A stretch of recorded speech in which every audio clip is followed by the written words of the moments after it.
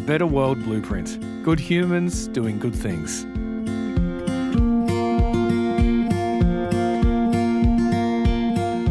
Hello, I'm Siobhan Hunt. This podcast aims to highlight people who are making this world a better place, because we all need to remember that there are good people out there. This is A Better World Blueprint. I'm so glad to have your company. I've worked in the parenting space for over a decade, and in that time I've spoken to many mothers who fought to find the right diagnosis for their child who's struggling either mentally or physically. These women are fierce. They wade through medical papers, spend hours going down rabbit holes, and see all kinds of experts. But they never give up. Porscia Lam is one of those women. She's written a book called The Unlocking, an Autism Story. In it, she charts the path she had to take to find the right support for her son Harry, in the hope that it will help other parents and carers like her. This is my chat with author Porscia Lam. Hello, Porscia, and welcome to the podcast. Thank you so much for having me, Siobhan. It's a pleasure. When a child is diagnosed with autism, it often starts a really long and often all-consuming journey just to find the right treatment and support. Because as we know, autism is a spectrum and there's no quick answer for every individual child. And if you find the right treatment and support, then caring for their needs, and you also have another child, so a neurotypical and a neurodivergent child, that is all-consuming, or I imagine it would be. Why did you decide to become an advocate in this field and write a book? Well, I guess the answer to that stems back to 2020, that year. And in our household, the pandemic was really only 5% of what was going on. The other 95% would have brought us to our knees anyways. That other 95% was this pattern of extremely complex demand avoidant behaviour that our son Harry was exhibiting. And he received an autism diagnosis in August of that year, but it didn't seem to fully explain all of that behaviour. And the missing piece of the puzzle was this pathological demand avoidance, or PDA. It's a subprofile of autism that is not officially recognised in Australia, but it is in the UK. And in the UK, you can get a diagnosis of autism with a PDA profile. But here in Australia, it's really just been an explosion of online forums where parents like me have desperately been seeking to find a fuller explanation than just the autism diagnosis. And these underground kind of online forums are just thriving because there are no experts on PDA in Australia. Paediatricians and psychologists have either just started hearing about it or are hearing about it for the first time. And so these parents, and there's thousands of us, it's not just a small number of families that are affected. There are thousands of us, and we're just screaming out for help, and the online forums are kind of where you find other people like yourself. And that's how I came to discover PDA, and finally that autism diagnosis started to make sense.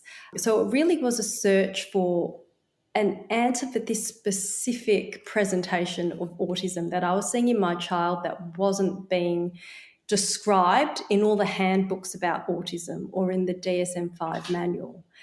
And PDA, just as a quick explanation, is this anxiety-driven need for control or autonomy that's often exhibited by avoiding the demands of everyday living or by the child attempting to take control. So what does that actually look like, Porscia, especially in a toddler? Yeah, really good question. So in a toddler, and that's probably where most of us first noticing that the behaviours are really challenging and not typical, it looks like either avoidance, defiance, or refusal for any act of self-care. Because when you're talking about a 1-year-old or a 2-year-old, let's face it, most of what's done are acts of self-care that are carried out by your parents on your behalf. So these are things that are done to you, like putting on sunscreen or putting on a hat or washing your hair or changing a nappy. And every one of these acts were met with refusal. And if we tried to push through and just do it anyway, it would provoke this, what I can only describe as being a brainstem response, like a flight, fight, freeze response, where he would be triggered into a meltdown, turn purple in the face, start screaming and crying, gasping for air, like obviously not just putting up, it's not just a battle of wills, but like a real, in his little brain, probably a life and death battle against the demand.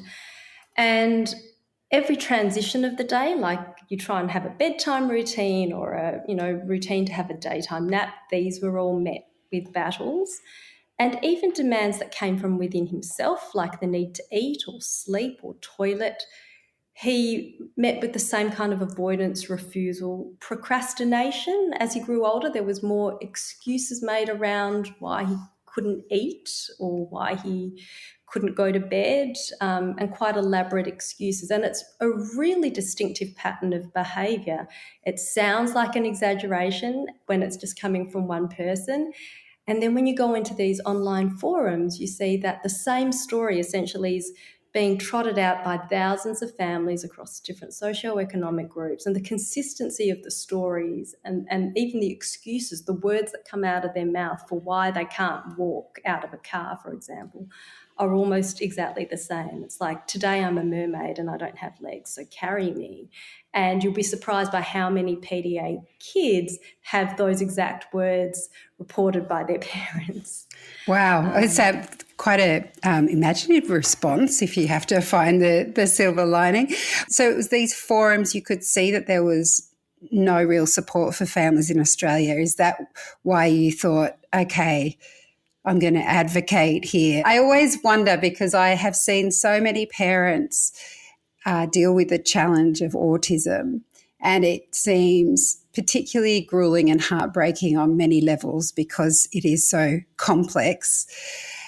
And so I am fascinated when somebody puts their hands up and says, I'm going to talk about this, I'm going to spread the word, because how do you get above all the day-to-day care needs of your child when you probably don't even have time to care for yourself, to then be the public advocate? Like, where does that drive come from? It's funny because I've heard the word advocate used, and I guess I always see myself, I see myself more as a storyteller than as an advocate. But I do also think storytelling and sharing what you went through is the first step in advocacy for this group of children. And I think when I first sat down to write this book, it wasn't really a book I had in mind. I was just recording my memories for myself. I hadn't done any journaling the whole time this was unfolding. And fast forward 3 years, we were lucky enough to have been accepted into this early intervention therapy program called ABA therapy, extremely time intensive. Like, we were doing over 20 hours per week. I won't talk about it on this podcast. I write about it in the book, about how this metamorphosis with my son unfolded. And they really do incredible, painstaking work. It's hard work for 3 years, but it paid off, and it gave him the skills to be more independent and to accept some of these demands and to find creative ways, because from the excuse I gave you before, it's pretty imaginative and creative. We found creative ways like using role play to help him fulfill these demands that he otherwise wouldn't have been able to do. So fast forward 3 years, and this therapy has worked, and I finally get to catch my breath a little bit. And the first thing I do is to sit down and start typing my memories, because when things start getting slightly better, your memories of how bad they were start fading pretty quickly. And when I was sitting there chatting to my husband, I could tell he was already forgetting the details of some of these, quite traumatic experiences. So I sat down, and it was like just delayed journal entries. But when I went back to read them again, I realised that I was probably writing the story that I really wanted to read back in 2020, when we first got this diagnosis, when we had never heard of PDA, where we didn't think we'd ever find anything that would work for my son and help him be independent. And the more I wrote about it, and the more I was continuing to research and read about PDA, the more I realised that we needed to talk about this more in Australia, because right now there's 1 in 25 kids being diagnosed with autism, which is really big, and I'm talking about just autism generally. Which means if you think of an average size class, that's probably one kid in every class who's on the spectrum. And it's believed that about 20% of autistic kids have this PDA profile. These numbers come out of the UK. There's no equivalent here in Australia because there's no research that goes into a diagnosis that doesn't exist. But in the UK, the numbers suggest 20, maybe 25%. And again, these are also pretty small sample sizes, not very robust studies. But if you think about a medium or a big size school, like if there are 4 or 5 class streams, then across that year level, there's probably one PDA kid. And certainly within a whole school, like across all the year levels, you'd expect there'd be a couple of PDA kids. So these are not minuscule numbers of kids we're talking about. And we hear so much about school refusal right now, especially post-COVID. And it's known that 70% of PDA kids, again, this number comes out of the UK, are not in regular school attendance. And that's a huge percentage. It just screams out that these kids in a school setting are not supported, not set up to be successful in that setting.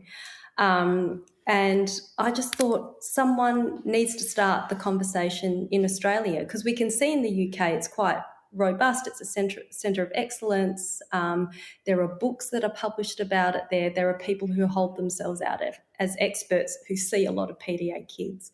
And that just simply doesn't exist in Australia. Do we know why? Only because I think the psychologist who did the initial work on PDA was a UK-based psychologist, Elizabeth Newson.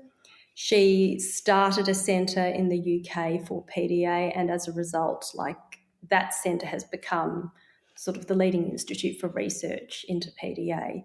And it's only in the last, decade or so with the internet that the US and Australia and, other countries have sort of been able to access this information, particularly parents who are driven by the fact that the autism diagnosis doesn't seem to paint the full picture, and then they research and research. They keep looking for strategies and an explanation, and finally, stumble across PDA. And so all of the work, the high-quality clinical literature tends to come out of the UK, and they're a good sort of 20 to 30 years ahead of us in understanding PDA. And having educators and clinicians and paediatricians be PDA aware. So there's a real difference. The treatment you found eventually, yes, as you said, it was 3 years of hard work, but it paid off for you. What do you see happening next? You say you're more a storyteller than an advocate, but obviously hearing you speak, there sounds like there's still a lot more we could understand about PDA and do to support families who have a child that they believe to have this condition or this specific iteration of autism. Yes. What's next for you? You've written this book. I normally ask people if they ever stumbled, but I imagine the biggest hurdle for you in life was working out how to support Harry. Yeah, look, it's been such a big uphill battle, and at the time you're fighting through and trying to find strategies that work. You don't look back to see how far you've come. It's only been in the process of publishing and putting out this book that I've looked back and thought, oh my goodness, there was a time when he couldn't speak and I couldn't change his nappy and I couldn't get him to go out the door. But we've found ways to creatively do that. He's still very much got a PDA profile. Like, he wakes up in the morning and he doesn't walk from his bedroom to the bathroom to brush his teeth or anything like that. He rolls out of his bedroom to the bathroom, and he's now too tall to make it around the corner, so he calls out like one of those Roomba vacuums and says he's stuck in a corner. We drag his feet around, line him up straight, and then he continues rolling. Like, that's how we get around it. Like, he's still getting ready, he's still going to school, he's not fighting the school thing, but there's a creative way of procrastinating that he still needs to go through to make me jump through hoops. And that's just part of his DNA. It's part of his neurobiology. And it's been all about sort of taking that trait and turning it around, like pivoting it to make it work for him so that we can direct it in the right attention, because there's so much energy he puts into avoiding demands that we've just found if we harness it and pivot it into the right direction, it's much better than trying to override it or stop it or repress it. So it's all about the pivot. And since I've started, telling this story and talking about the book and doing podcasts, I've had a lot of PDA families reach out to me. And I know that what they want to say is thank you for talking about it, because we managed to get featured in The Australian last week, and quite a few PDA families reached out to me after that. And they want to say thank you for getting it into the newspaper. But actually what comes out is, finally it's in the newspaper, like triple exclamation marks. And I know exactly how they feel. It's like that frustration from not having been seen, not having been heard, not having experts believe you. And yet there's a whole group of us like going through this really distinctive pattern of behaviour, and we know it's real. So to finally see it, make it into a major newspaper, to be on podcasts like this one chatting about it and hopefully spreading information about it, I'd just really like to see this story get into the hands of people who can actually do something about it, like the researchers, the clinicians, the people who determine funding, the paediatricians who make the diagnosis. My book is just one account of PDA, but if it can be one of the few voices that stand up and say, there's this pattern of behaviour amongst autistic children that's not currently well reflected in clinical literature, and here's one description of it, I will be really happy if that story is able to get out there. It's like the proverbial stone thrown into the pond and all the ripples that hopefully your story will create. Has doing this book changed you? It has, but I think it's probably not so much the book, but the actual story within the book, the actual living the life with Harry and my daughter Tessa, who's only 14 months younger. And, that's been a big part of the challenge too, because from the day she was born, she's always seen this different set of rules between her and Harry. And in her little brain, she doesn't understand why she gets punished for something that I might let Harry get away with, because I can tell that he doesn't have the capacity to learn the lesson that he needs to learn from it in that moment. Maybe I can pick it up 2 hours later when he's not in survival brain. But she's always seen this difference in treatment, like Harry gets special treatment. Harry always gets to choose what movie they sit down to watch. Harry was never sent off to childcare, and she was, simply because she could and he couldn't. And she saw him stay at home with either me or my husband and do therapy at home while she was shipped off to childcare. So that's always been a big part of the journey. And it's really shaped my thinking. I guess it's really made it obvious the difference between equality and being equal. Like, the need to level the playing field for Harry has never been more obvious to me now that I have 2 kids that have different abilities and different needs.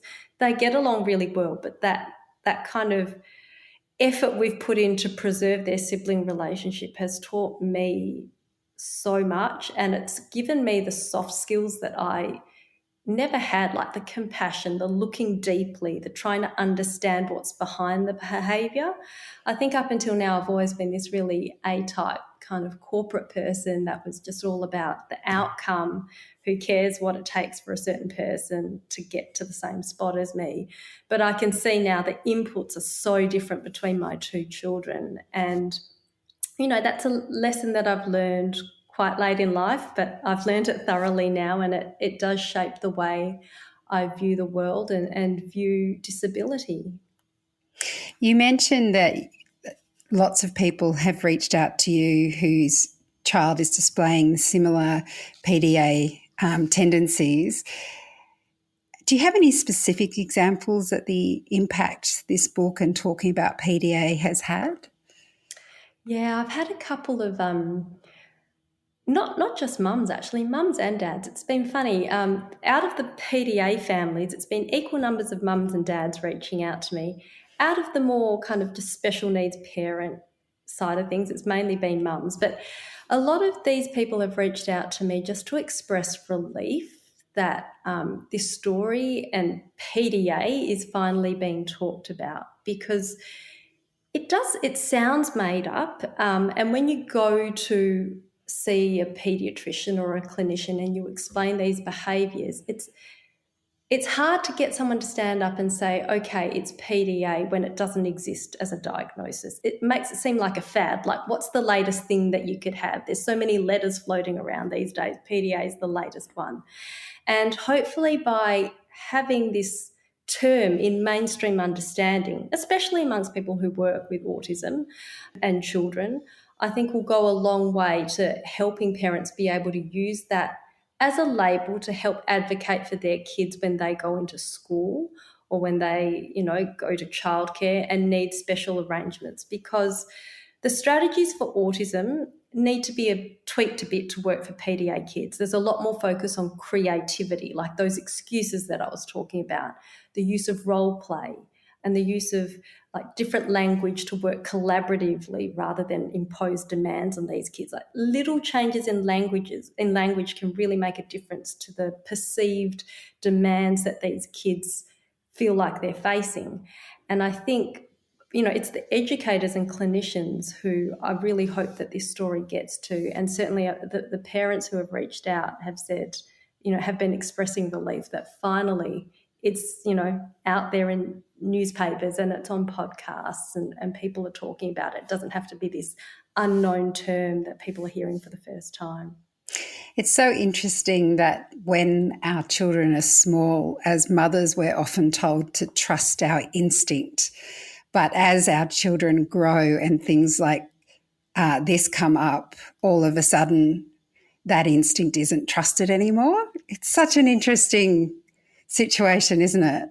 It is. You doubt yourself because the behaviour that you're seeing is not one that you can make sense of. It's not how you would behave, and it's not what 35, 40 years of human existence has taught me that behaviour is saying. But the thing that I found the most helpful was reading accounts from adult PDAs who try and explain and articulate what's going on in their head. And sometimes what adult PDAs explain is not well reflected in the clinical definition of PDA, the one that exists in the UK. But I've really been trying to lean more on the adult PDA's explanations and insights into, the fact that a demand provokes a threat response and that it causes that fight, flight, freeze thing. And that's helped me get a greater understanding of the behaviour that I'm seeing. And certainly now that Harry is, he's nearly 7 years old, he's able to speak for himself a bit more, maybe still not quite at the level where I can have a really deep conversation about what's going on in his head, but I can certainly ask him to guide me about why he needed to behave the way he did. And usually it's like an hour or two after the moment has passed, because in the moment he loses the ability to speak and be rational. But, our relationship and his development has progressed to the point where we can circle back and reflect on things. And that's been really great in helping inform me. So it's a mix now of trusting intuition, but also listening to what my son has to say for himself and what other adult PDAs have to say for themselves. Well, it sounds like you definitely have it in hand, Porscia. Thank you so much for speaking with me today. Thank you so much for having me on. Porscia Lam, author of The Unlocking, an autism story. I'm always on the hunt for more people like Porscia who are making this world a better place. If you know someone, shoot me an email. You'll find the address in the episode notes. I'm Siobhan Hunt. See you on the next episode of A Better World Blueprint.